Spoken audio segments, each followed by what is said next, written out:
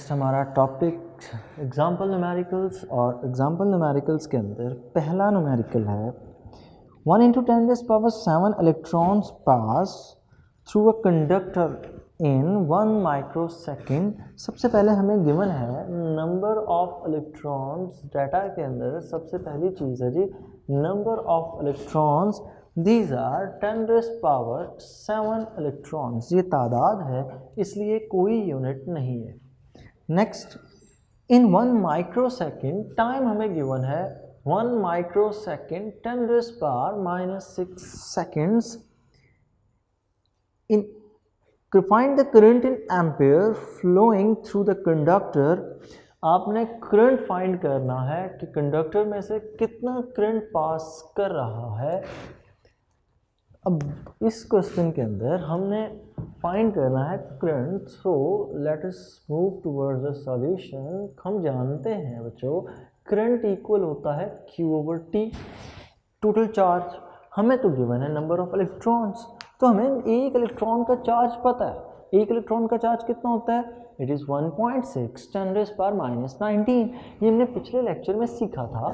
तो हम यहाँ से कह सकते हैं I will be equal to n into E, number of electrons multiply by charge of 1 electron.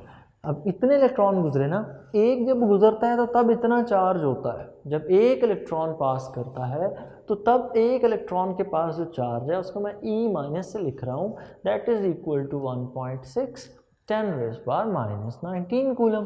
तो अगर इतने चार्जेस गुजरेंगे तो दोनों को मल्टीप्लाई कर लेंगे divided by time t, that is equal to 10⁻⁻6।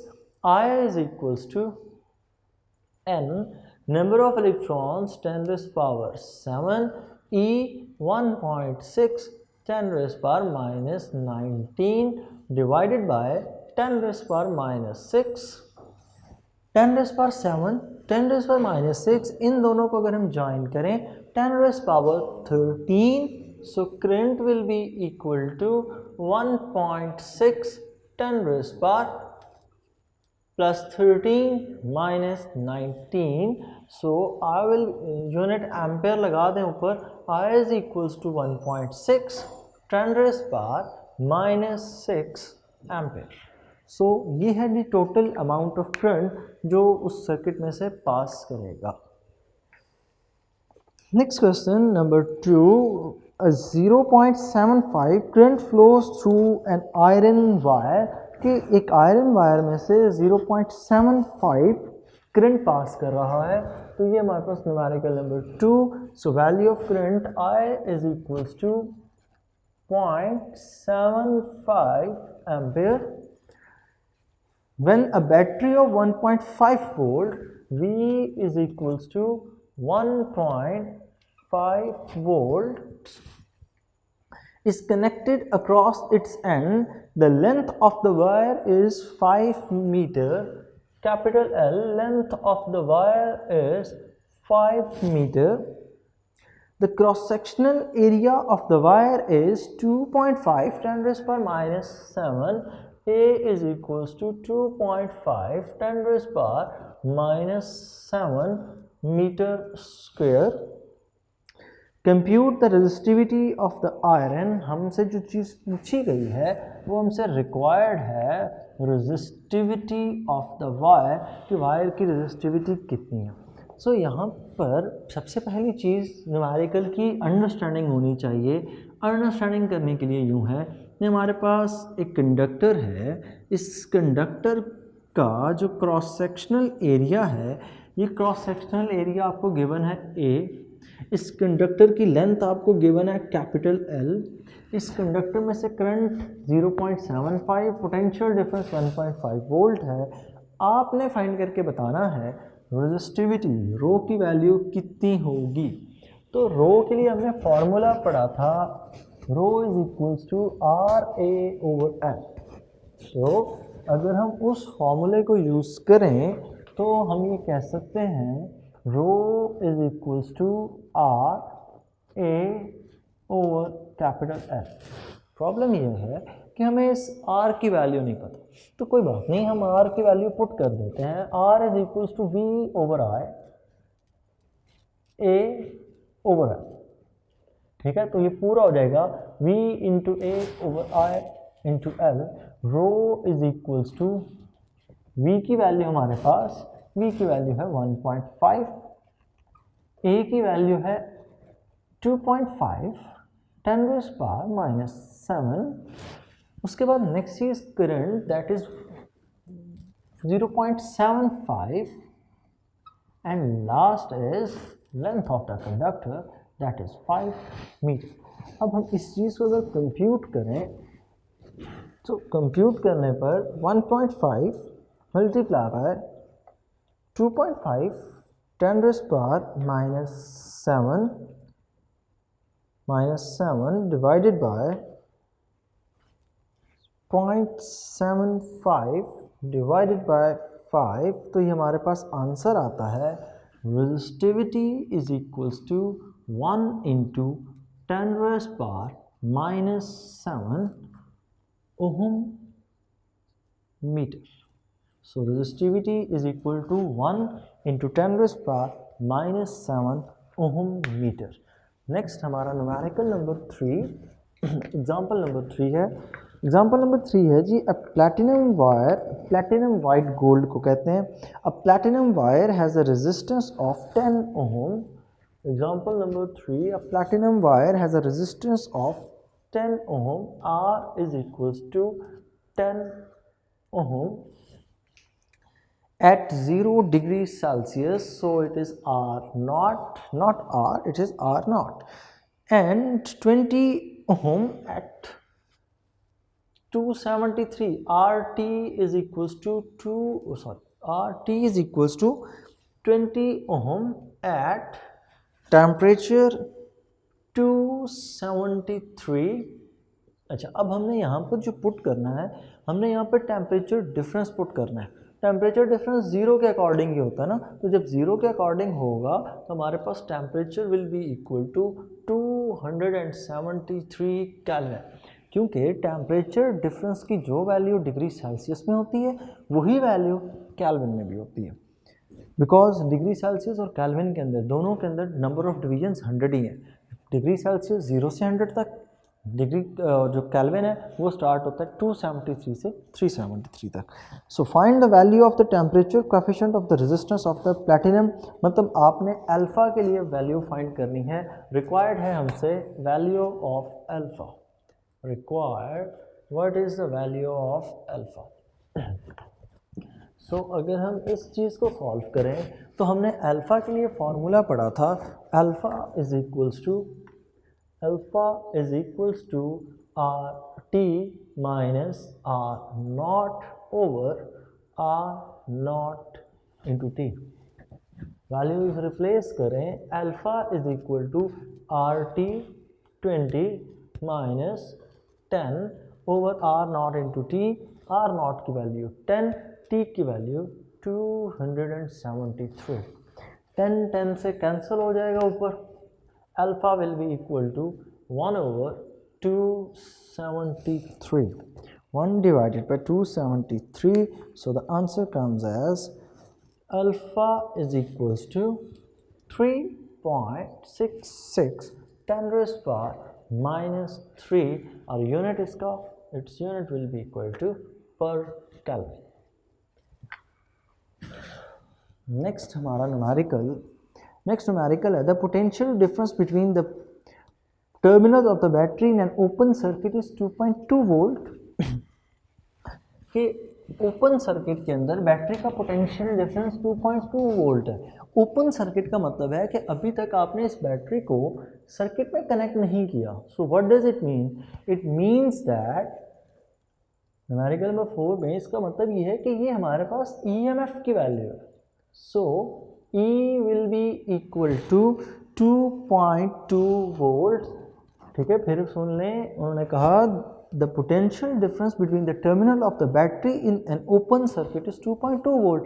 मतलब यह है कि आपने एक बैटरी को सर्किट में लगाने से पहले, ओपन सर्किट की बात, कि उसका टर्मिनल जो पोटेंशियल डिफरेंस है दैट इज 2.2 वोल्ट। हमसे पूछा गया है when it is connected across a resistance of 5 ohm, और रेजिस्टेंस हमें गिवन है R is equals to 5 ohms. When it's connected across a resistance of 5 ohm, the potential falls to 1.8. तब potential voltage में drop जो करता है that is 1.8 volts. Calculate the current required हमारे से required calculate the amount of current I is equals to question mark. और दूसरी चीज़ हमसे पूछी गई है and the internal resistance of the battery, और बैटरी की इंटरनल रेजिस्टेंस को हम स्मॉल r से रिप्रेजेंट करते हैं. हमने यही दोनों चीज़ें फाइंड करके बतानी हैं. तो सबसे पहले हम फाइंड करते हैं जी करंट को. करंट का फॉर्मूला है I is equals to V over R. I is equals to V over R. और यहाँ से अगर हम करंट को फाइंड करें तो I will be equal to V 1.8. R की वैल्यू है 5. 1.8 divided by 5. So the answer is 0.36. I is equals to 0.36 और करंट का यूनिट एम्प है. क्वेश्चन के दूसरे हिस्से में हमसे पूछा गया है what will be the value of internal resistance. तो EMF के लिए फॉर्मूला हमने पढ़ा था E is equals to I into R plus I into R. IR voltage उसको आप चाहें तो V पुट कर दें और नहीं पुट करना तो I इंटू आर. मैं इसको ऐसे पुट करूँगा. क्यों मैं यहाँ से I को कॉमन लेने की सोच रहा हूँ. और अगर I को यहाँ से कॉमन लें तो हम इसको यूँ लिख सकते हैं E minus I into R is equals to IR. मैंने इधर प्लस हो रहा था इधर लाकर माइनस कर दिया. So R will be equal to E minus I into R over R. Values put कर दें. E की जगह पुट हो जाएगा 2.2 मल्टीप्लाई बाय R की जगह हम पुट कर देंगे 5. सॉरी यहाँ पे माइनस आए. E माइनस 5 इंटू I की वैल्यू हमने अभी फाइंड की that is 0.36 divided by the term I. और अगर I की हम वैल्यू यहाँ पर फाइंड करें तो I की वैल्यू हमें गिवन है I जो यहाँ पर पुट होना है 0.36. इन दोनों को अगर हम सॉल्व करते हैं तो 2.2 minus 5.5 into 0.36 it will B 1.8 divided by 0.36. तो हमारे पास आंसर आता है 1.1. So the internal resistance of the battery is R is equals to 1.11 ohm. ठीक हो गया. ये है जी हमारे न्यूमेरिकल नंबर 4 था जी example numerical. Next numerical number 5. और जो एग्जाम्पल का न्यूमेरिकल नंबर 5 है वो किर्चॉफ सेकंड रूल के साथ डील करता है. उसकी पूरे के पूरे की हमें डायग्राम बनानी होगी. तो सबसे पहले हम उसकी ड्रॉ करेंगे ये डायग्राम. तो एग्जाम्पल नंबर 5. और ये मुश्किल नहीं है एग्जाम्पल, सिर्फ देखने में वो सर्किट थोड़ा सा है इस तरह का तो लगती है लेकिन ये मुश्किल बिल्कुल भी नहीं है.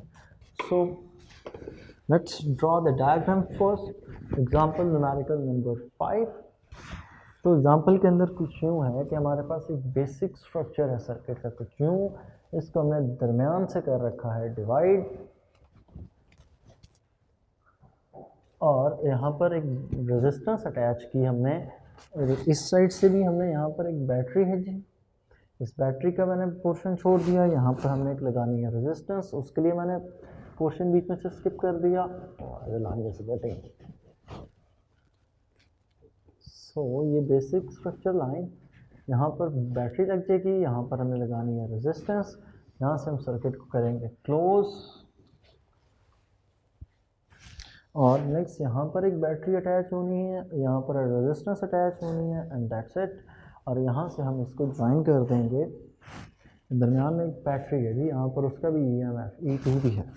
और उसके बाद यहाँ पर एक रेजिस्टेंस और यहाँ से हम इसको कनेक्ट करते हैं. नेक्स्ट ड्रॉ करें तो यहाँ पर हमारे पास एक बैटरी है. इसका पोटेंशियल है E1. इस बैटरी का पोटेंशियल है हमारे पास. यहाँ पर रेजिस्टेंस है R1. यहाँ पर हमारे पास एक बैटरी है E2. यहाँ पर हमारे पास इसके लिए जो रेजिस्टेंस है इसके साथ यहाँ पर है R2, यहाँ पर जो बैटरी है दैट इज E3, और यहाँ पर जो रेजिस्टेंस गिवन है that is R3। Next, calculate the currents in the three resistances as shown in the figure. सामने जो डायग्राम बनी है आपने इसके अंदर करंट्स की वैल्यू बतानी है। मतलब इसका ये है कि इस रेजिस्टेंस में से जो करंट पास करेगा, इस रेजिस्टेंस में से जो करंट पास करेगा दैट विल बी I1, इस रेजिस्टेंस में से जो पास करेगा दैट विल बी I2, और इस रेजिस्टेंस में से जो करंट होगा दैट विल बी I3। यहाँ पर अब जो सर्किट के अंदर करंट फ्लो कर रहा है, इस सर्किट के अंदर जो करंट फ्लो कर रहा है उसकी डायरेक्शन आई थिंक कुछ यूँ गिवन है, दैट इज उसकी डायरेक्शन क्लॉकवाइज है I1, और यहाँ पर जो सर्किट में करंट गिवन है इसकी डायरेक्शन भी क्लॉकवाइज दैट इज I2। अब यहाँ पर वर्किंग करते हुए थोड़ा सा ध्यान से हम इन लूप्स को सबसे पहले नाम दे लेते हैं। ये पॉइंट है A, B, C, D, E और F। अब हमने करना क्या है, हमने दोनों लूप्स के लिए सबसे पहले लिखनी है इक्वेशन। अगर हम दोनों लूप्स के लिए इक्वेशन लिखें तो दोनों लूप्स के लिए इक्वेशन कुछ यूँ होगी, E3, यहाँ पर सबसे पहले मैं लूप सॉल्व कर रहा हूँ A B C D A। पहले लूप हम लिख रहे हैं A B C D A, ये मतलब A से B, B से C, C से D और D से A। अगर हम यहाँ पर देखें तो हम B से A से B की तरफ कोई कंपोनेंट नहीं, B से C की तरफ जाएं तो पोटेंशियल का ड्रॉप है, बड़े टर्मिनल से एंट्रेंस है, छोटे टर्मिनल से एग्जिट है, so it will be equal to -E1। उसके बाद नेक्स्ट रेजिस्टेंस R1, तो यहाँ पर होगा I1 R1। नेक्स्ट चलें C से D पर कोई कंपोनेंट नहीं, D से A की तरफ चलें तो इस रेजिस्टेंस R2 में से दो करंट पास कर, और हमने सीखा था जब दो करंट पास कर रहे हों तो जिस करंट को हम लेकर चल रहे हैं वो पहले लिखा जाएगा, दूसरा करंट बाद में होगा, और यहाँ पर R2। नेक्स्ट चीज़ E2, और E2 will be equal to, ये ऐड होगी प्लस के तौर पर, क्योंकि आप छोटे टर्मिनल से एंटर हो रहे हैं, बड़े टर्मिनल से एग्जिट होकर पॉइंट ए तक पहुँचे। नेक्स्ट इसमें वैल्यूज़ गिवन होंगी कुछ हमें। अगर हम उन वैल्यूज़ की बात करें तो हमें डाटा के अंदर जो वैल्यूज़ गिवन है वो गिवन है जी, R1 की वैल्यू है 10 ohm, R1 is equals to 10 ohm. R2 के लिए हमें वैल्यू गिवन है 30 ओम। R3 के लिए हमें वैल्यू गिवन है 15 ओम। R3 इज इक्वल्स टू 15 ओम। उसके बाद E1 40, E2 60, E3 50। ठीक हो गया। अब इसी चीज़ को जहन में रखकर अगर हम डायग्राम नेक्स्ट कंप्लीट करें, हम अपना दूसरा लूप इसके लिए लिखें तो दूसरा लूप यूँ लिखा जा सकता है। दूसरे लूप के लिए अगर आप वैल्यूज़ पुट करें, हम स्टार्ट कर रहे हैं loop number 2 from F to A, then A to D, then D to E and E to F. So F A D E F, तो F से A तक तो कोई कंपोनेंट नहीं है। A पे चलें तो पॉइंट A के ऊपर बैटरी ओपोजिट लगी है -E2।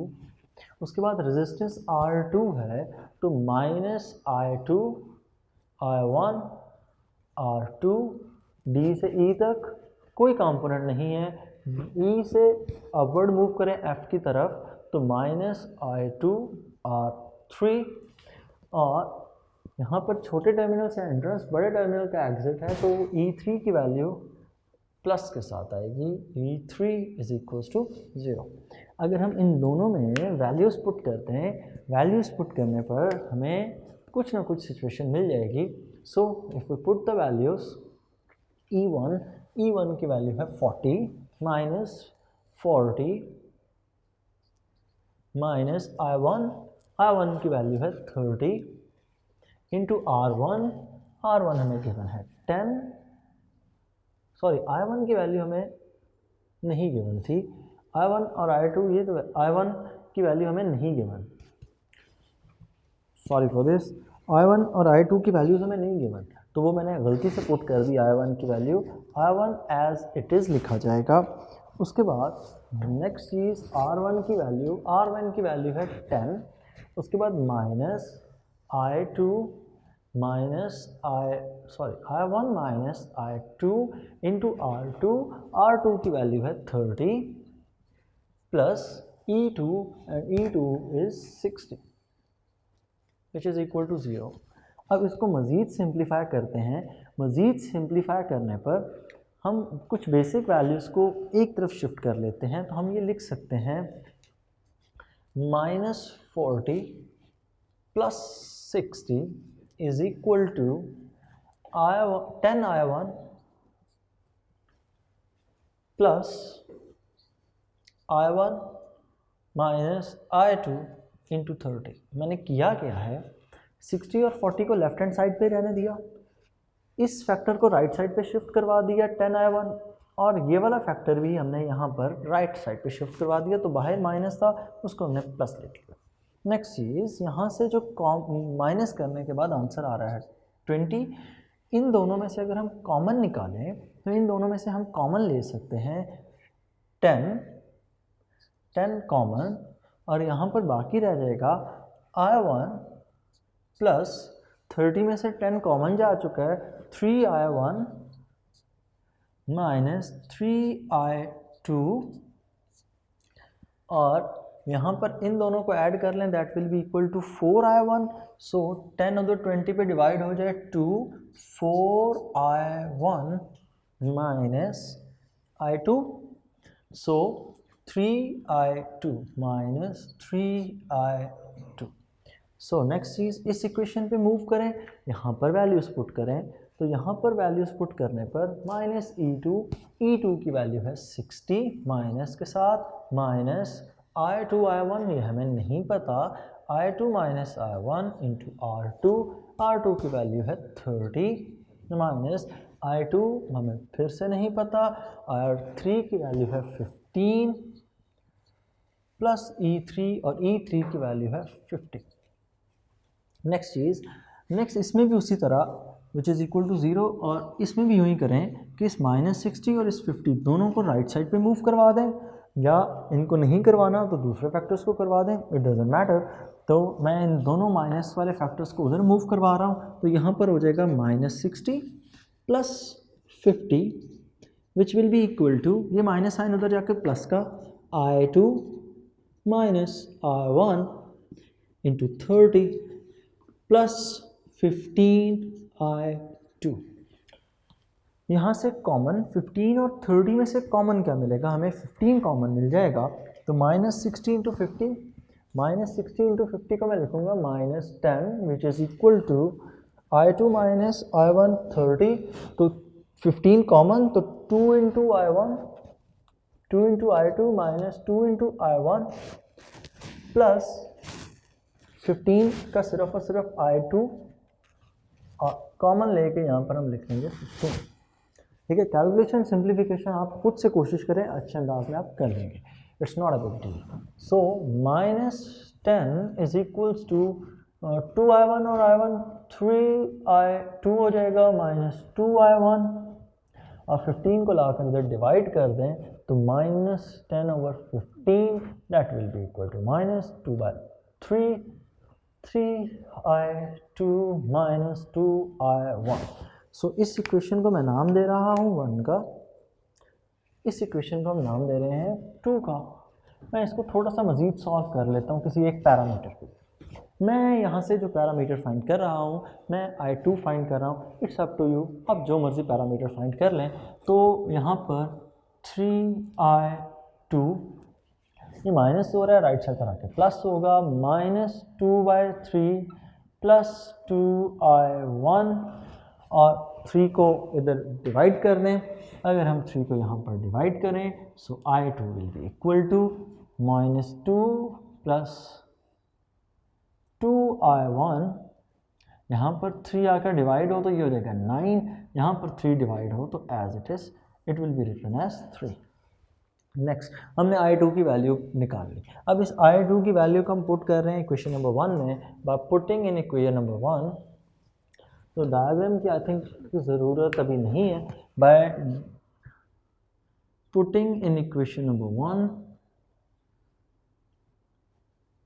अगर हम इक्वेशन नंबर 1 के अंदर I2 को पुट कर दें तो ये इक्वेशन यूँ हो जाएगी 2 is equals to 4I1 minus 3 into minus 2/9 plus 2I I1 over 3। तो इस इक्वेशन से हम I1 फाइंड कर ही लेंगे बिलाखिर। So 2 is equals to 4I1 minus minus plus हो जाएगा, सो प्लस 6 3 9 कैंसिल, तो माइनस 2/3 और 3 को इससे मल्टीप्लाई करें, 3 से कैंसिल, माइनस 2I1। नेक्स्ट 4 और इसको माइनस कर दें, इन दोनों को सब्ट्रैक्ट करें, then answer will be equal to 4I1 minus 2I1। इस 2/3 को इधर लाकर सब्ट्रैक्ट करें, 2 माइनस 2/3 और सब्ट्रैक्ट करने के बाद हमारे पास जो आंसर आएगा I1 will be equal to, हम इसको यहाँ से थोड़ा सा रेस करें, मुझे डाटा दोबारा से लिखना पड़ेगा क्योंकि वैल्यू सारी की सारी डायग्राम पे थी। 2 minus 2/3, so we can write it as 3 to 6 minus 2 over 3 is equals to 2I1, 6 minus 2, it will be equal to minus 4 over 3 is equals to 2I1, so we can say that I1 is equals to 2/3 ampere। ये होगी value I1 की। अब हमने find करनी है value I2 की। सो I2 की value find करने के लिए हम Y1 की वैल्यू यहाँ पर पुट कर रहे हैं by putting in equation number 1। अगर हम इक्वेशन नंबर 1 में पुट करें, 2 will be equal to 4 into I1 है 2/3 माइनस 3I2, और यहाँ से अगर हम कैलकुलेट करें तो 3I2 is equal to 8/3 minus 2। Rearrange किया, इसको उधर ले जाकर प्लस कर दिया, 2 को यहाँ पर लाकर माइनस कर दिया। सो अगर मज़ीद इसको लिखें तो 3/2 is equal to 8 minus 6/3 by taking LCM. So I2 will be equal to 8 minus 6 2 and 3 into 3 9। So finally हमने I1 और I2 की वैल्यूज़ को फाइंड कर लिया। नेक्स्ट अब वो रेजिस्टेंसेस चूँकि मैंने रेज कर दी तो हमसे पूछा ये गया था कि आपने बताना है what will be the value of current through resistance R1, R2 and R3। हमने R1, R2 और R3 में रेजिस्टेंसेस की वैल्यू, रेजिस्टेंसेस में से कितना करंट गुजरा है वो फाइंड करके बताना है। तो अगर आप अपने डायग्राम में देखें तो यहाँ पर बनी हुई थी R1, दरमियान में बनी हुई थी रेजिस्टेंस R2 और यहाँ थर्ड बनी हुई थी R3। अब इस रेजिस्टेंस में सिर्फ एक ही करंट गुजर रहा है, दैट इज़ I1। R1 में से एक ही करंट है I1, R2 में से दो करंट में से भी एक ही करंट, R3 में से भी एक ही करंट गुजर रहा है, दैट इज़ I2। जबकि ये जो दरमियान वाली है इसमें से दो करंट गुजर रहे हैं, I1 भी पास कर रहा है, इसमें से I2 भी पास कर रहा है। तो हम इन दोनों का डिफरेंस फाइंड कर लेंगे। सो इन दोनों का डिफरेंस और इन वैल्यूज़ को हम किस तरह से लिखेंगे, तो हम यूँ इस चीज़ को एक्सप्लेन करेंगे। करंट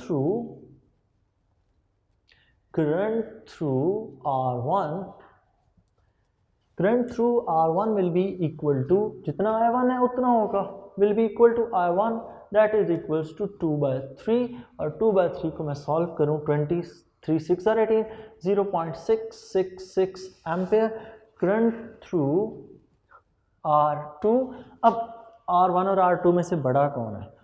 I1 और I2 में से जो बड़ा होगा तो बड़ी वाली वैल्यू में छोटी वैल्यू माइनस होगी। तो पहले मैं करंट थ्रू R3 देख लेता हूँ। करंट थ्रू R3 में से जो करंट पास कर रहा है तो वो एक ही करंट है I2, that is equals to I2 which is equals to 2/9 20, 9 9 2s are 18, so 0.222 ampere. So इसका मतलब ये हुआ कि I1 I2 से बड़ा है। सो R2 में से जो करंट पास होगा that will be the difference of I1 minus I2। So इन दोनों को अगर डिफरेंस करके लिखें तो the answer will be equal to 0.444 ampere. ठीक है, यहाँ पर भी ट्रिपल 6 लिख लें क्योंकि रिकरिंग है ना। सो ये थे जी हमारे currents through the resistance R1, R2 and R3। Lengthy example है, बोर्ड पॉइंट ऑफ व्यू से इंपॉर्टेंट बिल्कुल भी नहीं है, लेकिन चूंकि आपके सिलेबस का हिस्सा है इसलिए हमने करना तो है। तो बच्चों ये थी आपके एग्जांपल न्यूमेरिकल्स। नेक्स्ट लेक्चर में हम डिस्कस करेंगे आपके एक्सरसाइज के न्यूमेरिकल्स। इंशाल्लाह उनको 2 हिस्सों में करेंगे, आधे एक लेक्चर में होंगे और आधे एक लेक्चर में। अल्लाह हाफ़िज़।